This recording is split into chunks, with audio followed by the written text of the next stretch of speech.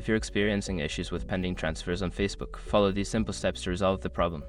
This guide will help you troubleshoot and fix the issue effectively. Step 1. Check your internet connection. Ensure that you have a stable internet connection. A weak or unstable connection can cause transactions to remain pending. Try switching between Wi-Fi and mobile data to see if that resolves the issue. Step 2. Review payment method. Verify that your payment method is valid and has sufficient funds. Check the expiration date of your credit or debit card and make sure there are no issues with your bank account. Step 3. Update the Facebook app. Make sure you are using the latest version of the Facebook app.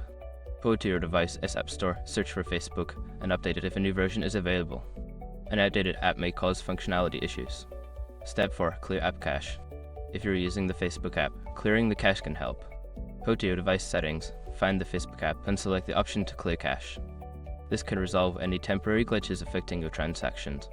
Step 5. Contact Facebook support. If the issue persists after trying the above steps, reach out to Facebook support for assistance. Navigate to the Help Center within the app or website and follow the prompts to report your issue. By following these steps, you should be able to resolve the pending transfer issue on Facebook.